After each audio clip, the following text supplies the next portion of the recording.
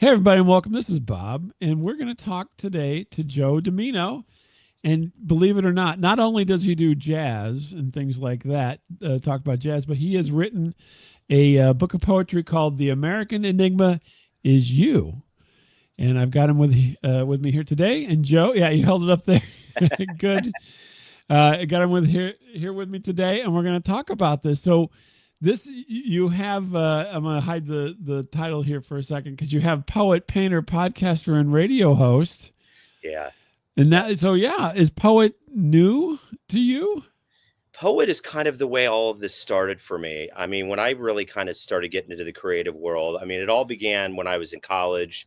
I was a sports writer. I ran into some friends that were more inclined to the arts, which I'd never really been into. So between music and literature, I just found an avenue with poetry and started writing. So I've been really doing writing and artist for about 30 years. And it was just always a pipe dream. When I started, I thought, man, how cool would it be to have a book published, like an actual whole book, and it took a while, but it seems like it's the right time. And also in your on the book here, I noticed at the end you have a thank you to the Ozark arts community. Do you want to talk a little bit about that? Helped you along a little bit here? Yeah, absolutely. So what I would love to say about that is when this journey began, I reached out to one of my very good friends who I actually used to write with at the University of Missouri, Kansas City, my early journalism days. His Mhm. name is Kevin Rabus.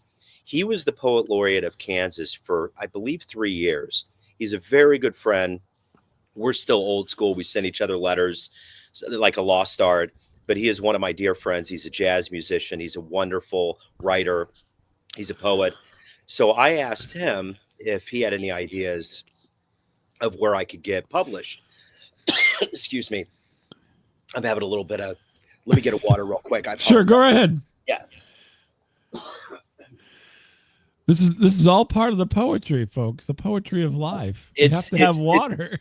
it's the improv. It's absolutely the improv. So I reached out to Kevin because I was really hot to trot to try to get my work published. And he had a friend who was at Spartan Press, and they ended up, this is their organization. So all of this is a collective, and what they do is they finance writers. So it's really one of those co-ops where it kind of feeds each other, the sales of these, putting out the good word, having people being cognizant of it. It's just kind of a collective goodwill to further the arts, and it's just such a wonderful thing. So yeah. Yeah, and you can get more information at osageac.org, the Osage art community here. And in your book here, it talks about it's located on a 152-acre farm in rural central Missouri, and it's bordered by the Gasconade River. And it provides residency for those working alone as well as welcoming collaborative teams. Yeah. And offers living space and workspace out in the country so you can be inspired. So, and I don't know if folks are familiar with rural Missouri, but it is beautiful. Yes. I, and I've had, and I'm sure you have as well, the pleasure of traveling around a bit, and the state of Missouri, I think, is one of those forgotten gems because we people tend to go to Kansas City, St. Louis for if you think of Missouri, but rural Missouri is just absolutely fabulous and has all kinds of different landscapes too. So folks should check that out and see what else they have to offer there at osageac.org. So they're Absolutely. helping you kind of get your kind of a dream, really, right? So this was like something on your bucket list, as it were, to get something published. So how did you start this? What was the process that you were like, I need to get this done, and how did you get going with it? I'm 52, so I never thought that I would get to this midlife point where I would start thinking about just all of these things that I hadn't accomplished in my life, and one of them was definitely getting a book out there. It had always been so. I've put chapbooks out on the streets of Kansas City, and I have some. There was a variety of coffee shops and even bookstores that would hold these, and I would get notes, and people would invite me. There's one individual that wrote a review on my book, Elena, she got one of my chapbooks, and we met up and had coffee, and she was an artist, and she invited me to a poetry reading, and it really, really reignited that love of poetry. And this was probably about 2 or 3 years ago. So I just had been kind of thinking about it, but it's such a big endeavor to get to the point where you actually take that thought and get it published. It was a long process, but I figured at this point in my life it was time to do it. I'd waited long enough, and I just felt like I was ready to do it. So it was just kind of about momentum and just looking at um, just things that I want to do with my life, and it just seemed like the right time to do it. So it was it was go time. So you mentioned you were writing in University of Missouri, but you also were a sports journalist for a while too. Did Yeah. that have any influence on this aspect? I mean, you don't normally think of sports journalists and poetry in the No. same beat, but Yeah. No. what do you think about that? I mean, how did that carry across? It's a weird anomaly, man. All of it, everything that I've decided to do doesn't make a whole lot of sense. But so my whole dream when I went to college was to be on the set of ESPN. I wanted to be on Sports Center. I wanted to be next to Dan Patrick, and I really, really went hard and charged after the dream. And I went to St. Louis at one point. First loan I ever took out was a $500 loan to go to the first annual sports broadcasting camp. And Joe Buck was going to be there, Bob Costas, Dan Deerdorf, all of these people. So I was gung ho and I was in it. So I got down there and everything went great. And and my dream just kept getting fueled and fueled. I ended up getting an internship at 61 Country, which was a radio station here in Kansas City, and they did pre and post game coverage of the Kansas City Royals, and that was a big dream. So I would go to the stadium, I would take phone calls, I would do all kind of the back end work of getting the production done, and I just got on the inside of the sports world, and it just wasn't my thing. I was like, I don't know if I want to spend my life doing this. They don't pay you that well. There's a lot of weird egos that go into the world of sports, not only with athletes, but especially with the broadcasting world. There's just this level of kings and queens on thrones and ego that I didn't want to deal with my life. I wanted to Mhm. be around people that were much more real and grounded. And I'm not trying to knock that world, but it just wasn't me. There's people out there that it totally works for. So long story short, during that time of me kind of coming to this crossroads and figuring out sports broadcasting wasn't my thing, and I was in the middle of college, I just really kind of switched courses, met some really good friends that showed me art and literature and poetry, and I just went into it, and it just felt right. And I've always said that poetry is kind of a poor man's therapy. It's a way getting all of your thoughts onto a page, because men, especially with our egos, we tend to tamp it down, and having an Mhm. outlet like writing and poetry was a way of kind of letting it all out and getting it out there. So really I just kind of transitioned from that dream of being in sports to getting into the more of like arts and culture and that kind of a thing. I still do love sports, I still watch them, and that dream was reignited with my son Miles. He loves sports, so I got back into it. So yeah, that's kind of how it all began. It's kind of an interesting journey because I mean, you do a show called Neon Jazz that's on the broadcast terrestrial radio as well as internet radio or podcasting, Yeah. and so you have that aspect of things, and then I know in your personal life, I mean, as far as like your day job, as it were, right? You are in IT, right? Yes. So I mean, you have this weird amalgam, if you will, because whenever people think of poetry books and so forth, they're not going, "Oh, the IT guy's writing a poetry book." Right. That's right. So I mean, how do you? I mean, obviously everybody is an individual, right? And we all take different journeys, but how do you, bring all that together with all these differences in your life? Because obviously, there's an IT person's thought process is probably quite different than a poetry writer's process. Yeah, yeah. There's definitely a level of linear thought that goes into the world of IT and zeros and ones, but I think it's just all about where I came from.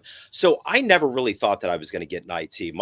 I was working at a architectural engineering firm, a pretty big one called HNTB, and they hired me to do marketing database work. So I was building this big database for them in my mid 20s, trying to figure out exactly what I wanted to do with my life. And at that point, when I transitioned out of broadcasting, I got into marketing and graphic design and database things, and I saw the IT department there and how they rolled.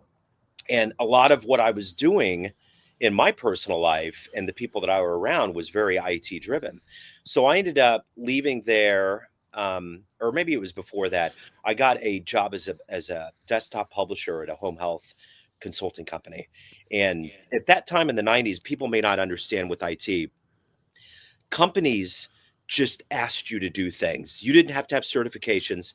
If you were alive and breathing and you could do it, they would say, "Hey, can you do the network? Can you do this?" So I just started doing it, and I really liked it, and it paid well.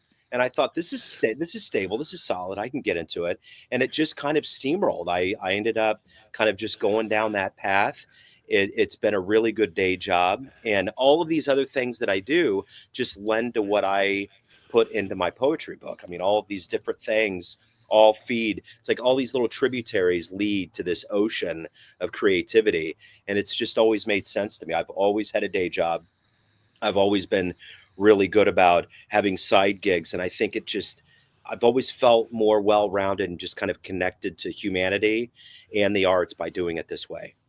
Yeah, and I think that's fantastic. And I think more people need to think like you, right? So it's interesting that everybody is kind of has an all or nothing attitude, right? They're like, "Oh, Yeah. I only want to be this." And Yeah. it's like, "No, that's not the way to live life. Right. You need to do you need to do all of your what you want to do, but unfortunately, you have to have a job Yeah. Yeah. that You do. pays the bills. And so I think that you're doing it the right way, and that are a really good example of showing that you can have many different facets. You don't have to just be, my joke about the IT guy writing poetry. You don't have to be. That's not the way it has to be. So Exactly.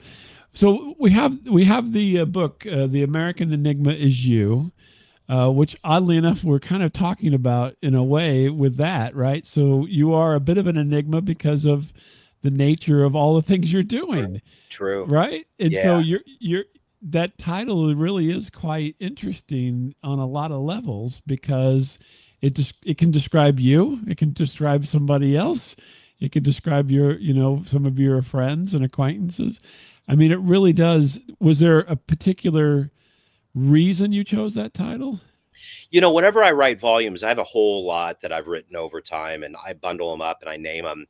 And that was one of the more recent ones. There was about five or six the publisher was going for, but that one just seemed to make sense. And especially with the political environment we just went through, just how strange things are in America, just kind of the overall sentiment.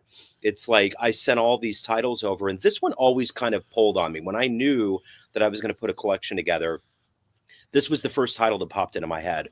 But it's interesting that you bring that up because it's true about me too. I mean, it's like it's the ironic embodiment of who I am, so it actually makes sense. But I think it was more of kind of a statement on just I'm at 52. I've seen this development of having three or four channels on a TV to being an IT guy and having this absolute plethora of anything that we want at any time with our technological streams that exist in 2024. So kind of going from that to now, I think about America and like, who are we? Like, what we're so enigmatic. Like when you go out to a mall, or I'll take my son to a water park, I see everybody kind of wandering around, figuring it out, and I think we're all trying to identify with who we are as Americans because that's what we've always done. But it's like I think it's more ever present now. And I think the COVID time period kind of scrambled that up. I think we may have Mhm. had a beat on things. And then I think when that happened, I think that's why mental health and the awareness of everything is just kind of, exploded. Yeah, yeah, no kid. Yeah, I think that the COVID years or a year and a half or so over what I can't remember the exact timing of it, but over a couple of years there during COVID, it really did change people's perspectives Yeah. quite a lot.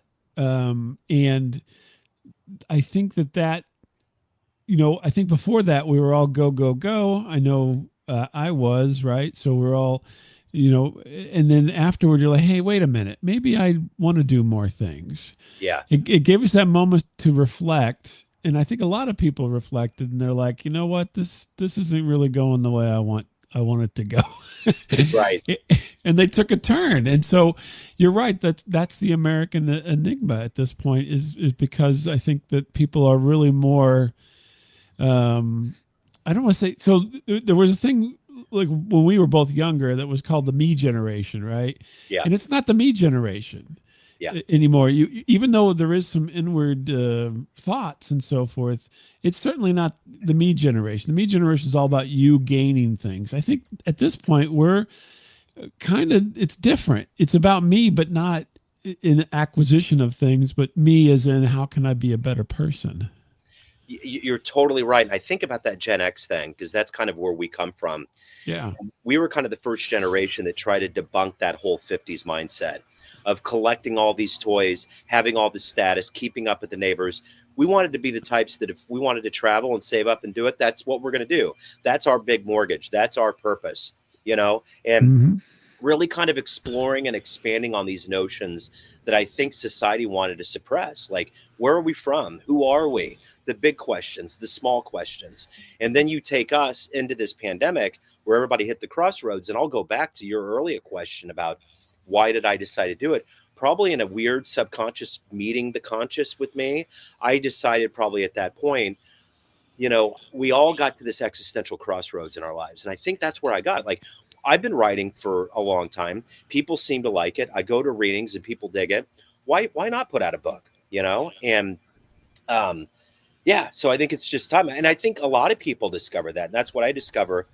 The amazing thing about interviewing people like you and everybody else that I've had the fortunate opportunity to interview, I love this diversity and variety of people that have just gotten to this point in their lives where they've decided to do things, whether it's a podcast, whether it's a book, whether it's traveling to this place, or whether it's becoming a digital nomad. There's just this incredible human spirit that we all embody that's anterior to what the media shows us. We all really are capable of anything that we want to do.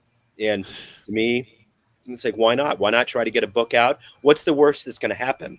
Maybe it'll take longer than I thought, or this publisher won't do it. But if you don't try, what did Mark Twain said? I think we said it in our first interview. Mark Twain at the end of his life said, I don't regret what I did. I regret what I Mm-hmm. didn't do.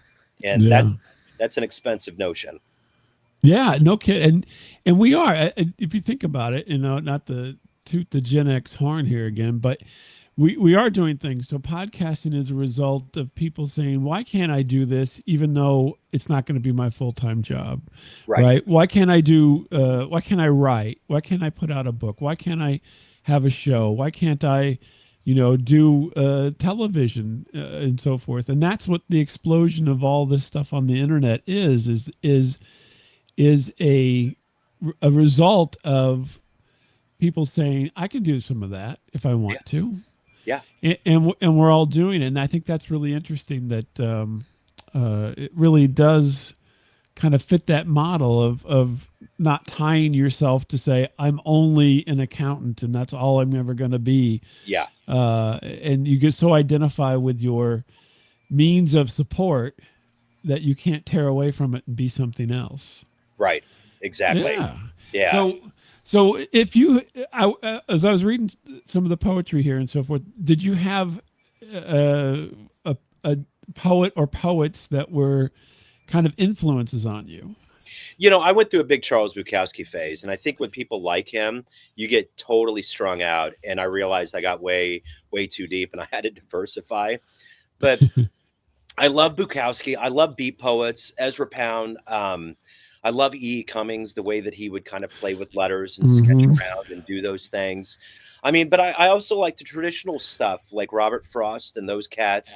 But it's always, to me, it's always kind of the blue collar people out there that you don't know about. Like when I go to these poetry readings and I hear people, but I will tell you the one that's always on top of my list that I absolutely love, that's just a titan of the economy of words and thoughts and just the way they roll, is Billy Collins. He is Mm-hmm. one of those guys where I literally have to take a minute and just lean back every couple pages, because the way he orchestrates and constructs and puts things together is absolutely amazing. Yeah, and you said E. Cummings, and that's what came to mind just initially. And I was hoping you were going to say that because there was so much E. Cummings esque things in here as I'm just on the visual side of things, let alone reading things, because of the lowercase, right? So a Yeah, lot of lowercase, a lot of playing with the spacing of your words and so forth. That immediately when I was just looking at the page, I'm like, that looks like, reminds me of E. Cummings, yeah, which I love E. Cummings, by the way. So that maybe the other thing was because I'm so enamored with E. Cummings, but I was like, that's so interesting. And I'm yeah. glad you said that because now I felt like, well, maybe he didn't like E. Cummings, and I'm going to say this, and he's going to be like, well, what the heck would you say that for? But no, I'm glad you mentioned it. I'm so glad that you asked me this, because I didn't even think about that. And that's kind of how I create. I come from like a real cerebral place. Sometimes I think my subconscious acts as my conscious mind, because I've always loved the way that flows, and just the way that you can use lines and words, and the way that you space it out. You can use that to compound the meaning of what you're going for. But I've always Mhm. kind of been like that. People are like, were you going for that? And I'm like, no, not really. I mean, I kind of get in this vacuum, this incubator, when I create and I do things. And sometimes I'm just not aware of what's going on the outside world. And I think for some people that create, whether it's art or broadcast or podcast, you're just doing your thing. Like, your approach to what you're doing is 100% unique. I've never seen it before. And it just adds to how good you are at what you do, which is why I really wanted you to talk to me about the book, because there's so much that's unique about what you do. You also incorporated some of your sports things here. So the early morning man talks about the Royals Yeah. in your thing. So it's interesting that you're bringing all aspects of your life into this as you're creating, which I think is the way that people should do it. I think a lot of people try to narrow themselves to be something or another thing and eliminate parts of themselves because they think that's the style, right? That's what you have to do. But no, you bring everything in. Do you have, if you had to pick one of your poems here, did you have a favorite? I really like the fact that I got to write about my kids and my wife. Like, um, the one about my wife that's constantly getting serenaded by the neighborhood white-throated sparrow. Things like that are awesome. When you can galvanize and immortalize these little moments that people tend to forget, it's always fun. Um, but yeah, I mean, I think it's just really about, yeah, even with the early morning man, like the 2015, that was such a big thing for Kansas City. And, St. Mhm. Louis has had a long history too of having successful winning teams. When you get swept up into that, there's a democratization that makes sense to me about that. Everybody comes together. We feel good. We're going after one thing. There's no political dividing line. We're just feeling good. And the idea of this is that 2015 era has gone away. All the stickers are fading. All of the license plate covers are fading to a point where you're like, wait, is that? Oh yeah, that's when we won it. So we're just kind of going through all of that. But I think overall, there's about three or four of these that I got published in journals, and then the rest of them are kind of what I've called over the last few years. And yeah, it's fun. Like, even the one in here. Um, has a special place in my heart. When the pandemic happened and we were all going through this time of figuring everything out, I was driving a lot. I was an essential worker in IT, so I was really cleaning all these devices in the school district. But I would also get the kids out, and I ramped up my jazz interviews. So I would be interviewing musicians on speaker or in the car, and they would listen to it. And I'd always go by this one pizza place off the highway, and it's never changed since 2020. And Mhm. there is a sign up there, and I'll read it real quick. It's Yeah. every day I drive by the Funhouse Pizza. There's a sign saying "See you in heaven, Audrey." And now I'm certain she is a carnival saint, sprinkling the good times right down into our hungry brains like magic Parmesan cheese. Those, when Yeah. when you go by these places every day and you see these things that people just kind of dismiss, or maybe people are like, who was that girl? Or when are they going to ever change the sign? They may never change it. In fact, Right. I might go in there and say, hey, I want to see the owner and I want to show him that poem. I think I'm going to do that this weekend. Yeah. No, that's great. And it's interesting that that they would have. I mean, you're getting insight into that place and the people who work there and so forth. That they, it's still a functioning business, right? But they still have kept the sign They the kept it. same. Yeah. Yeah. Yeah. I Yeah. think she made such an impact. They don't want to get rid of it because they've changed. Like there's a front and back part, and Right. the back part is where it's at, and it's never changed since 2020. But the front Right. part changes all the time. So Right. Well, everything marches on, but it's interesting that they keep that going as well. yeah, It's I like it. So you have a style that I would say is not traditional poetry writing, right? You're exactly. not worried about rhyming. You're not doing iambic pentameter or anything like that. So Yeah, you're doing your own thing, and that again, that to me, hits with Cummings, but I like it because it's so free flowing, right? So when you read that, uh, it really was the same way that I read it yeah, in whenever I was going through it, and I think that has to do with the spacing and some other things, but and the punctuation a little bit, but it's not totally there, right? So it's up for interpretation, but it it come close to what I was doing. Is that just happenstance, you think, or what's your thoughts on that? yeah. I mean, I think it's a level of it's like stream of consciousness. There's people when I asked people to like send me blurbs to review, a Mm-hmm. lot of them said that it was very jazz-ish. And Mm-hmm. I think I've always been free flowing, but I think the more I've gotten into doing my show, which has been going on since 2011, I've learned so much from these musicians about improv and feeling it and cerebrally kind of going in, like in a visceral way. And I think that's kind of how it works. Like when I sent all of this over, I think every new line had like an uppercase, and the publisher was like, "Do you really need it to be like that? Because it seems Mm-hmm. distracting." And I'm like, "No, we can change it." Now, when I was in college, if someone would have asked me to do changes like that, I'm like, "No, that's the way I meant it to be." Like the older I've got, I'm like, I'm a little bit more open and free because at the end of the day, you're going to get the idea.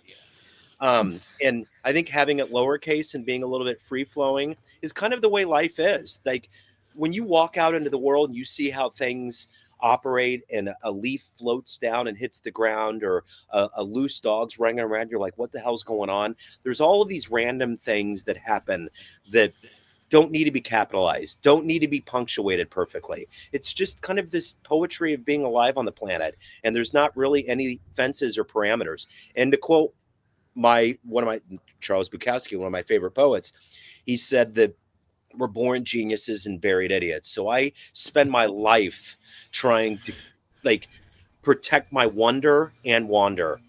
And I Mm-hmm. think that just kind of becomes a part of my creative process. That's a great quote, by the way. That's So a great quote. I would totally agree with that. And you look at the innocence of a child, and there is a genius there, no matter what. yeah, And yeah, as we get older, we get jaded and we get forced into the rules that we probably don't like yeah, sometimes. yeah. So I was going to ask you, and you've already kind of answered it a little bit. Does your interest in jazz, play a part in your writing? And obviously, it did, because of the nature of what you just mentioned with the free flowing aspect and kind of incorporating that kind of style for lyrics and so forth down into your poetry writing, which obviously, lyrics and poetry are, kind of two sides of the same coin in some regards.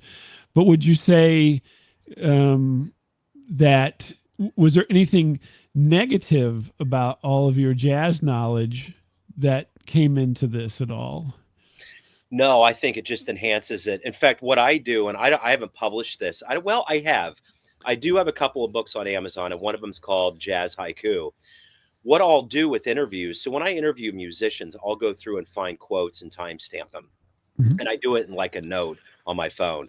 So I'll take all of those thoughts or all of those like timestamp quotes from musicians, and on the side I'll write haikus because I really want to get to the economy of words, but I really dig into their worlds and try to be creative and maximize my words. And I think that's been kind of a part of me doing more long form poetry. But Mhm. I just think overall there's a level that I've learned from jazz musicians about kind of the magnitude of creativity, but the fact that it can just kind of escape into the ether and everything's new every single time they get on the bandstand. And I've kind of tried to harness that notion, probably more subconscious than anything else in the way that I create and the way that I write. It's just I've kind of emulated um, the imperfect perfection of what they do as creators. So is there and that I mean that's fantastic and I love the haiku thing. A long time ago I did a movie haikus where I tried to describe movies as a haiku. Yeah, Just for fun, I did that for a little bit online, but I think it was called Haiku Movie Review. But yeah, anyway. that's awesome. What a great idea, dude. Great idea. But anyway, so I don't know why I do this. Maybe it's the statistical nature of myself. So you got 21 pages of poems essentially, right? Is there any significance to that? Well, he wanted a 40-page manuscript. So I really had to trim it down. I had like probably 80, 90 going in, and I really had to trim it down. I think it's just a level of probably just some kind of inside publishing thing, I'm thinking. And maybe it's you don't want to get people lost, and it's my first time. Mm-hmm. So maybe if this happens again, which I would love to, it can be bigger. I think once you gain traction, maybe that's kind of a inside poetry kind of secret where it's small. I know with Kevin, who I've read all of his books and I love his poetry, his tend to be rather short and sweet. And Mm-hmm. personally, I kind of like it. Kind of like that, I know um it doesn't seem like a whole lot, but I think it's enough. I think you can go through this in one sitting or a few and really feel good about it and maybe go back to it. It's not too laborious. It's kind of I don't know. It's kind of like meeting a friend after work for a drink. You don't have to go and completely get absolutely out of your head. You just have a couple drinks, you swim around in this nirvana for a little bit, and you have a good memory when you walk away. You're like, man, that was a good time. And that's the way I kind of want this book to be. Just like a good meeting up with an old friend, have a drink, get a little light in the head and feel good about being alive on this planet. I think that's kind of the notion, and having it being kind of short like that makes sense. So for your next one, are you going to do kind of like a concept album version of poetry? That would be cool, man. That would be totally cool. I haven't really gotten to that point. I'm just curious to see where this is going to go. Um, so yeah, I mean, we all are our own worst critic. We just we're the hardest on ourselves. So I'm not quite sure where I'm at with the reality. I'm still just absorbing the fact that this happened because I think it was released on October 28th. So Mhm. it's been a little over a month or so, and it's just still weird to have a book and mailing it to friends. I've had people that are buying it, giving me feedback, very excited about it. Even signing a book is weird, like autographing something. It's like, Yeah, I mean, when I was a kid, I used to autograph old like the common baseball cards just because I thought I might be a baseball player and I want to get my autograph down. sure. But I never thought I would do it in any kind of real form. So all of it's just fun right now. So if I get to the point where another one happens, I got plenty of material. I got all kinds of words. Well, that's interesting. The other thing is, as I'm looking at it, is I think that a lot of these, and I always find it interesting to, take things into other formats. So I think it would be interesting. Uh, Not that I'm not trying to give you work here, but anyway, I just find it interesting. So, if you when you read the poems, if you'd add some visuals, and then these could be, just short little videos with visuals added to them. I think that a lot of them are incredibly visual when you read them, and it would not that you want to take away from the reading aspect of it for your own imagination, but I think it also could be interesting to see what you come up with when you put it together because it's so free flowing and so forth. It would be, I think, a very interesting experimental visuals that could happen with these words. But I don't know. That's just an idea that popped into my head as I was reading through stuff. I was like, wow, that would be kind of neat if you could put that out there in another format as well, because it is, it's it's a little bit different in the sense that people always think of things more linearly, and these definitely don't have necessarily a linear pattern to all of Yeah. them. And I think that would be interesting as well. So if folks want to get your book, where can they find it at? They can go to joedomino.com, Hey, and look, it's on the screen too. yeah, it's right there on the front page. And then it's on barnesandnoble.com, and it's on amazon.com. So if you just search whether it's Joe Domino poetry book, or go to my website and one of these vendors, you can just go and put my name in and it'll come right up for you. So now, I mean, next thing you have to do is you have to, I mean, obviously you could write some more, Yeah. but, maybe you set it to music. Maybe you set it to, to visuals. It's interesting that you say that. One of my best friends, one of the coolest people that are on this planet that I'm fortunate to call a friend. He's a local musician named E. Pointer. He was an educator for a long time. He's the leader of a band called the River Cow Orchestra, and they do a lot of there's a place called the Westport Coffee House here in Kansas City, and they'll have poets and they'll play behind them, and it's a really cool night of improv. But he actually one morning, I gotta get another sip. Man, it's this weather. It's like I'm just getting dry in the throat, which I isn't understand. good. Excuse me. So one morning I woke up. This was one of the coolest things, and it was probably one of the reasons why I really went after trying to publish this. He got on my website and was reading through my work and found a poem about this little old guy that comes in with his wife and I have the poem in the book too. He goes down to this place called the Blue Room, which is famous on 18th and Vine, and there's these Thursday at noon series, and he's kind of slouched, he's slunched over, he's very old, but he's always like wagging his head and going to the music, and he feels it. And it's like the moment of perfection for him. After all this time, jazz is the healer. And I wrote a poem about it, and E actually put it to music and blew me away. And I've taken his works and I've put stuff to it. So yeah, we've talked about collaborating, and that's been a part of it. And years ago, it's funny you mentioned visuals.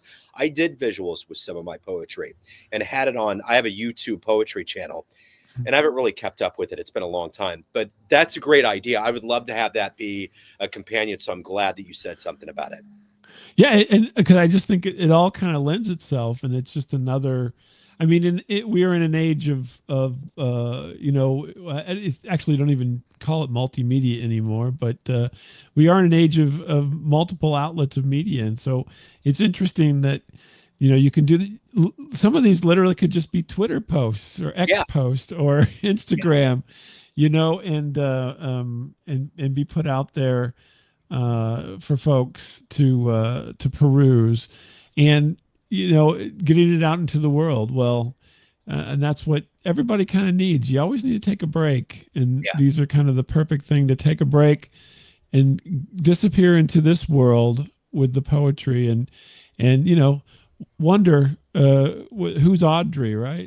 And why do we miss her so much, right? Yeah. So yeah, it totally is. Yeah. And so